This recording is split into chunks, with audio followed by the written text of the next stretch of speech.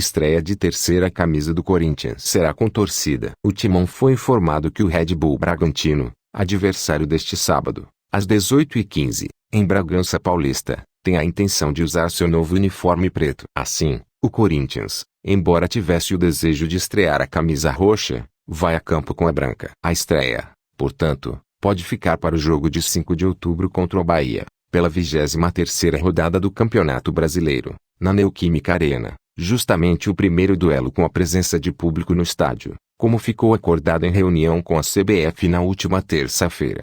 A camisa número 3 do Corinthians foi lançada na última semana e teve sua estreia oficial no duelo das mulheres contra o Palmeiras, pela final do Brasileirão Feminino, na Neoquímica Arena, vencido pelo Timão por 4-1, com direito à festa e taça.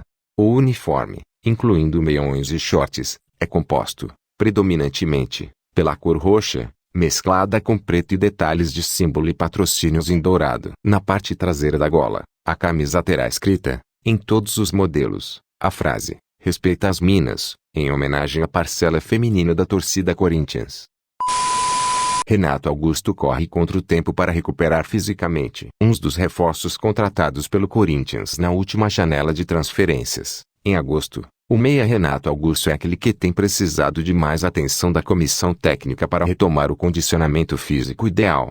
Desde que voltou a Timão, o camisa 8 participou de 6 jogos. Segundo o site O Gol, foram 232 minutos em campo, o que dá uma média de 38,6 minutos por partida. Renato Augusto ainda não fez um jogo inteiro. Contra Palmeiras e Juventude, começou como titular, mas foi substituído no segundo tempo. Nos jogos contra América, Grêmio, Atlético Paranaense e Ceará, ele foi a campo em meio à etapa final. Nesse período, Renato Augusto foi poupado da partida contra o Atlético Goianiense por causa de uma sobrecarga identificada na coxa. Foram necessários alguns dias de fisioterapia para as dores musculares serem controladas. Tudo isso tem uma explicação, claro. Renato Augusto foi contratado após um período de inatividade de 8 meses. Aos 33 anos, mesmo sem lesões, já era esperado que ele sofresse um pouco mais que seus companheiros para recuperar o ritmo de jogo.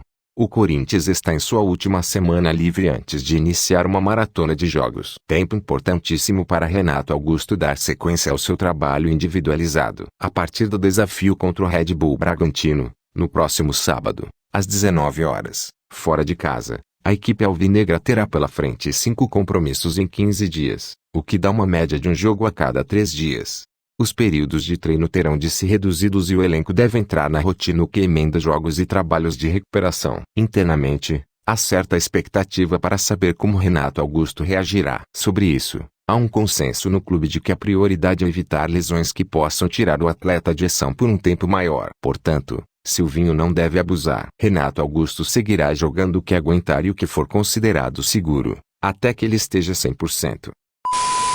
Corinthians se prepara para a volta de público ao estádio e negocia valores com Caixa Econômica Federal. O retorno do público ao estádio do Corinthians está cada vez mais próximo de ocorrer. Em nota oficial divulgada na noite passada, o clube alvinegro disse que recebe com satisfação e responsabilidade a autorização para retorno do público, em 30% da capacidade da Neoquímica Arena. O comunicado foi publicado após a reunião do Conselho Técnico de Clubes na tarde de ontem, terça-feira, dia 28. A reunião ocorreu cerca de uma semana após o governador do estado de São Paulo, João Dória, liberar o retorno do público aos estádios, permitindo a ocupação de 30% de capacidade a partir do dia 4 de outubro. Na última quinta-feira, dia 23, Dória anunciou a decisão, cedendo às pressões dos dirigentes dos principais clubes paulistas, já que o governador havia sido inicialmente indo contrário à ideia.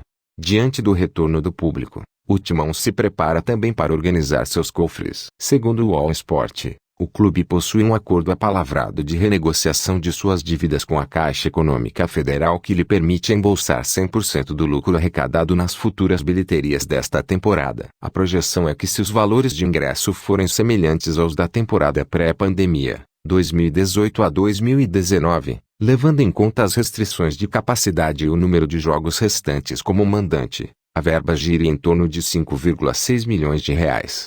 A quantia extra chega em momento oportuno. O Corinthians possui uma grande dívida até hoje pelos empréstimos realizados para a construção de seu estádio. Mesmo que o acordo verbal com a Caixa preveja o pagamento de uma única parcela anual em torno de R$ 37 a 39 milhões e com primeira cobrança agendada para novembro de 2022, o clube se encontra em situação de apuros financeiros. Qualquer forma de arrecadação monetária é vista com bons olhos pela diretoria, que se viu aliviada com o retorno de uma de suas principais fontes de renda.